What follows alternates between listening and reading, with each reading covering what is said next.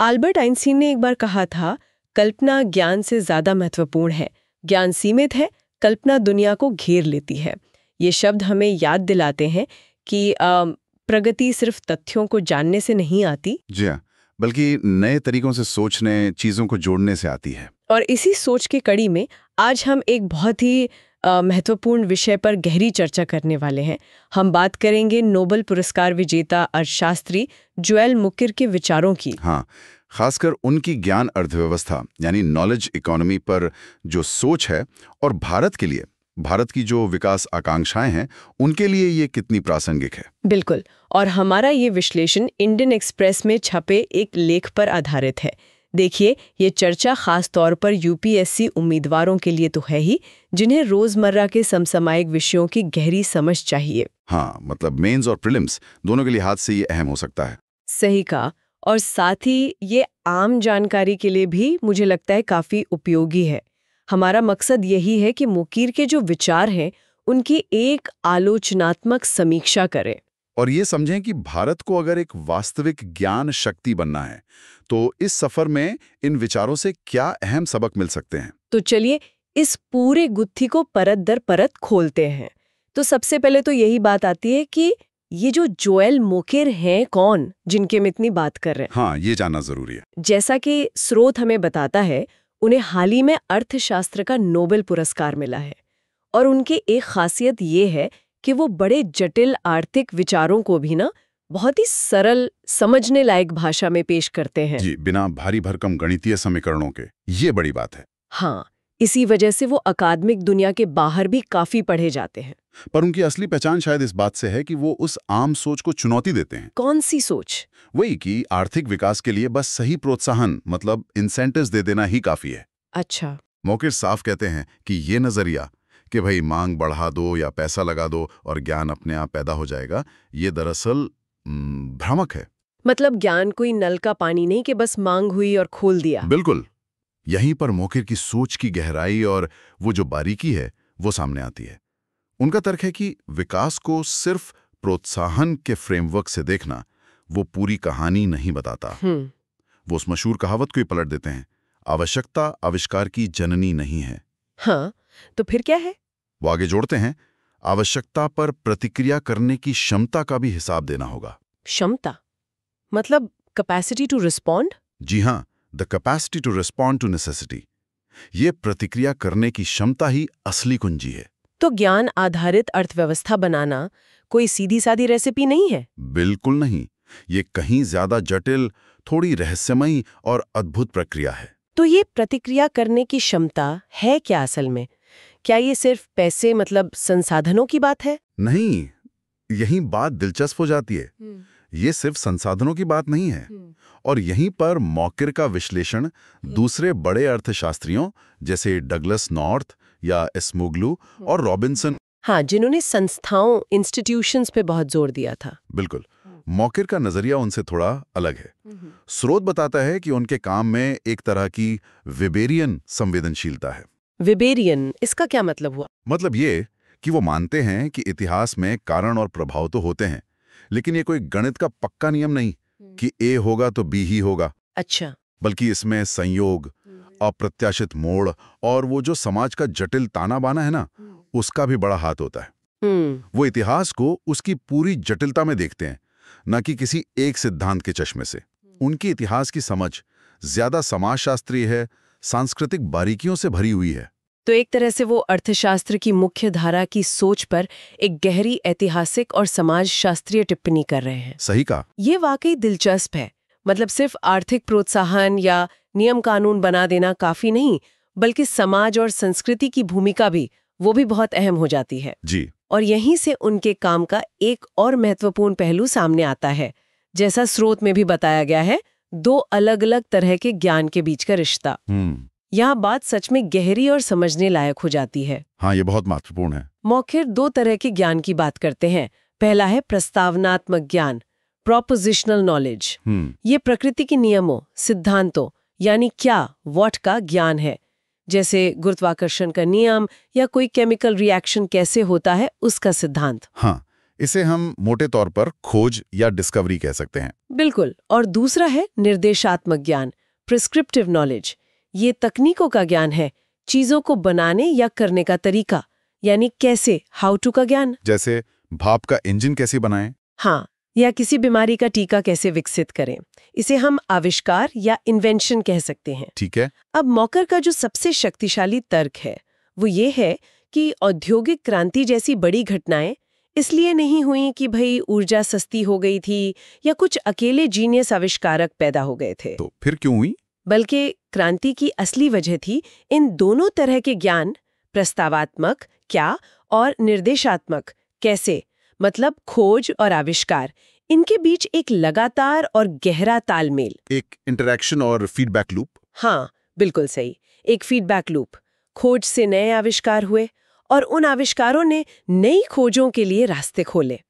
ये आपसी लेनदेन ही प्रगति का इंजन बना। और ये बिंदु ये सीधा भारतीय संदर्भ से जुड़ता है और ये काफी महत्वपूर्ण है। कैसे? स्रोत में एक दिलचस्प किस्सा है।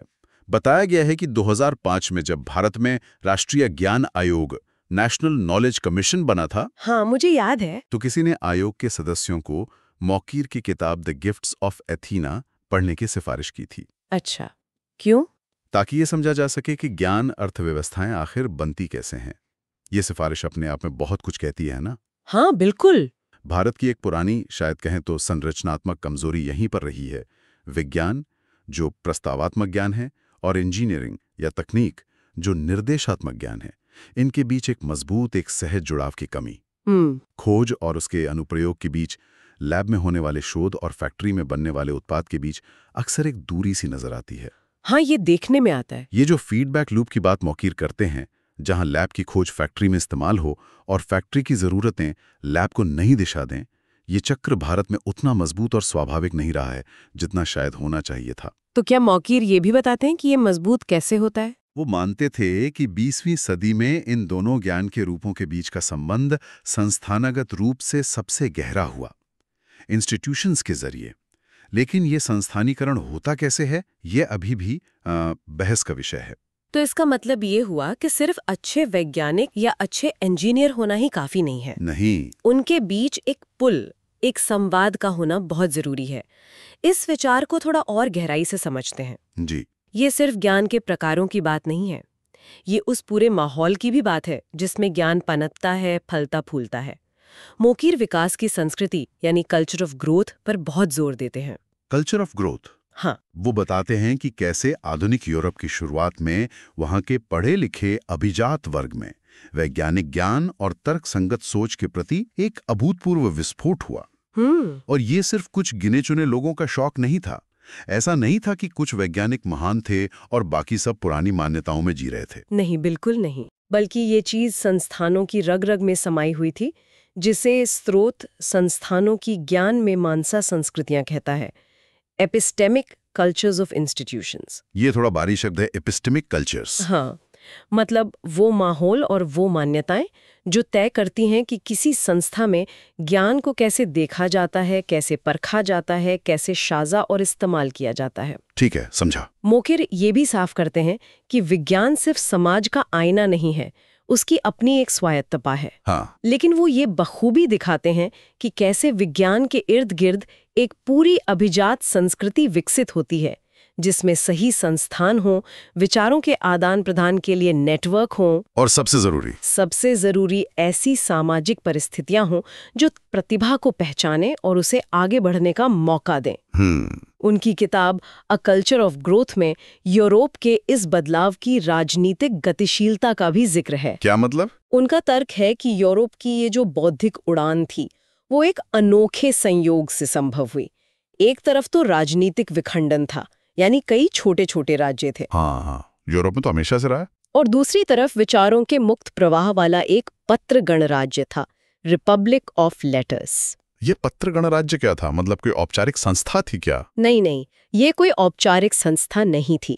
ये एक तरह का अनदेखा, सीमाओं से परे फैला हुआ नेटवर्क था। नेटवर्क कैसा? जहां विद्वान, वैज्ञानिक, दार्शनिक, ये सब अपनी चिट्ठियों, लेखों और किताबों के जरिए विचारों का आदान प्रदान करते थे, बहस करते थे, एक दूसरे के काम पर टिप्पणी करते थे। भले उनके देश या राज्य अलग अलग हों या आपस में लड़ भी रहे हों। हाँ, बिल्कुल। इस माहौल में राज्य प्रतिभा को अपनी ओर खींचने के लिए प्रतिस्पर्धा करते थे, लेकिन विचार खुद वो काफी हद तक आजाद घूम सकते थे। ये दिलचस्प है।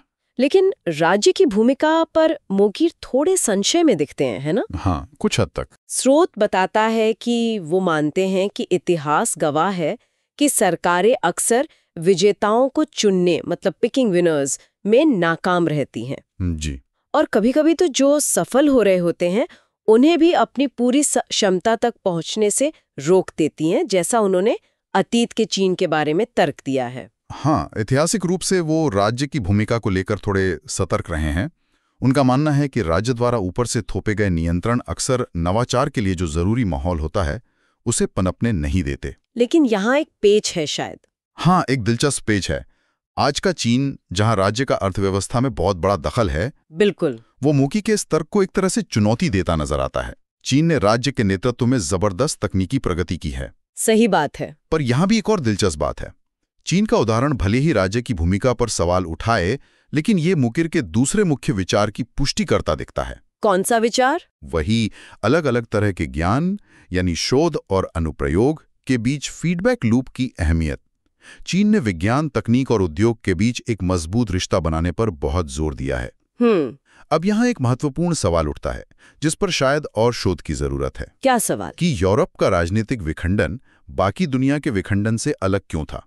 भारत में भी तो साम्राज्यों के पतन के बाद राजनीतिक विखंडन का दौर आया था। हाँ, आया था। भारत के नए बौद्धिक इतिहास को देखें तो पता चलता है कि यहाँ भी शायद कुछ वैसे ही तत्व मौजूद थे।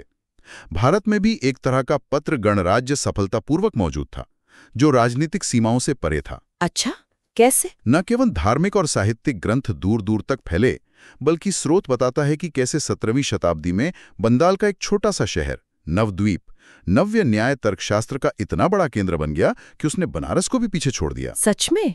हाँ, न्याय के हस्तलिखित ग्रंथ राजनीतिक उथल पुथल के बावजूद पूरे भारत में विद्वानों के बीच मान्य मुद्रा की तरह चलते थे। तो भारत में भी राजनीतिक बहुलवाद था, विचारों का अखिल भारतीय प्रसार था, और अभिजात वर्ग का एक व्यापक नेटवर्क भी था। 17वीं से 19वीं सदी के इंग्लैंड और भारत में साक्षरता दर की तुलना भी विवादास्पद है, कम से कम अगर धर्मपाल जैसे इतिहासकारों की माने तो। लेकिन फिर भी शायद कुछ कमी रह गई। हाँ, दुखद सच्चाई ये है, जैसा स्रोत भी इशारा करता है, कि भारतीय आर्थिक, बौद्धिक और सांस्कृतिक इतिहास में अभी भी ज्ञान के इतने बड़े अंतराल हैं, इतनी गैप्स हैं कि भारतीय मामले का पूरी तरह से विश्लेषण करना बहुत मुश्किल है। शायद यही वजह है कि मुकीर की किताबों में भी भारत के संदर्भ उतने गहरे या विस्तृत नहीं लगते, जिसका मुख्य कारण शायद भरोसेमंद स्रोतों की कमी है। तो इन सब बातों का निचोड़ क्या है फिर? भारत के लिए यहाँ क्या सबक हैं, खासकर जब हमें ज्ञान आधारित अर्थव्यवस्था बनने का लक्ष्य रखते हैं? मुझे लगता है मुकीर का पूरा ढांचा हमें एक आईना दिखाता है। ये बताता है कि ज्ञान अपने आप पैदा नहीं होता, या न ही सिर्फ पैसा लगाने से। हाँ, ये बहुत जरूरी बात है। इसे एक खास तरह की संस्कृति, सही संस्थानों और विचारों की जरूरत होती है जो इसे पोषित करें, इसे वैधता दें। बिल्कुल। अगर भारत वाकई एक ज्ञान शक्ति बनना चाहता है तो उसे अपनी ज्ञान प्रणालियों में जो संरचनात्मक कमियां हैं उनका ईमानदारी से सामना करना होगा। किन कमियों की बात कर रही हैं आप? वही विज्ञान और इंजीनियरिंग के बीच, खोज और अनुप्रयोग के बीच, प्रयोगशाला और कारखाने के बीच जो कमजोर पुल हैं उन्हें मजबूत करना होगा। जी।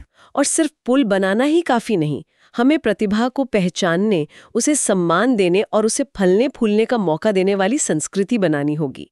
असली चुनौती सिर्फ बाहरी निवेश लाना या आकर्षक प्रोत्साहन देना नहीं है, जिसकी आजकल बहुत चर्चा होती है। हाँ, इस सतही बातें हो जाती हैं कई बार। हम इसरो की सफलताओं या किसी नए AI केंद्र की स्थापना से आसानी से खुश हो सकते हैं, और ये उपलब्धियां महत्वपूर्ण भी हैं, इसमें कोई शक नहीं। लेकिन असली और ज्यादा गहरी चुनौती है नवाचार की एक लगातार चलने वाली संस्कृति का निर्माण करना, अ सस्टेन्ड कल्चर ऑफ इनोवेशन। सही कहा, एक सस्टेन्ड कल्चर ऑफ इनोवेशन, एक ऐसा माहौल जो नए विचार पनपे, उन्हें चुनौती दी जाए, परखा जाए और सफल होने पर अपनाया जाए। बिल्कुल। और यही कुंजी है। नवाचार की एक सतत संस्कृति ये सिर्फ कुछ संस्थानों या सरकारी नीतियों तक सीमित नहीं रह सकती। इसे समाज के ताने बाने में बुनना होगा। ज्ञान को संस्कृति, संस्थानों और विचारों द्वारा सींचा जाना चाहिए। अब अगर हम इसे बड़ी तस्वीर से जोड़ें, खासतौर पर यूपीएससी उम्मीदवारों के नजरिए से, हाँ, उनके लिए ये कैसे प्रासंगिक है? तो मुखीर की ये अंतर्दृष्टि भारत की नीतिगत चुनौतियों और विकास के रास्ते को समझने के लिए बेहद प्रासंगिक है। कैसे? ये हमें याद दिलाती है कि सिर्फ सतही उपाय जैसे कुछ फंड बना देना या योजनाएं घोषित कर देना वो काफी नहीं होंगे। अच्छा। मेंस के उत्तरों में विचार करने के लिए ये एक महत्वपूर्ण बिंदु है कि हमें गहरे प्रणालीगत बदलावों की जरूरत है जो ज्ञान के निर्माण और उपयोग के पूरे इकोसिस्टम को प्रभावित करें। ये समझने में मदद करता है कि क्यों कुछ नीतियां सफल होती हैं और कुछ क्यों नहीं। बिल्कुल। स्रोत में अथेना का जिक्र है, जो यूनानी पौराणिक कथाओं में ज्ञान की देवी हैं। हाँ। हम भारतीय संदर्भ में देवी सरस्वती की बात कर सकते हैं। मोकिर का विश्लेषण हमें ये बताता है कि इन प्रतीकों को सिर्फ पूजने से काम नहीं चलेगा। तो फिर उन्हें प्रत्यक्ष सामाजिक शक्ति बनना होगा, पैल्पेबल सोशल फोर्सेस। इसका क्या मतलब हुआ? यानी ज्ञान, तर्क, नवाचार ये सिर्फ किताबों या प्रयोगशालाओं तक सीमित न रहें, बल्कि समाज की रोजमर्रा की सोच, काम करने के तरीकों और फैसलों में नजर आएं। वाह, ये बहुत गहरी बात है।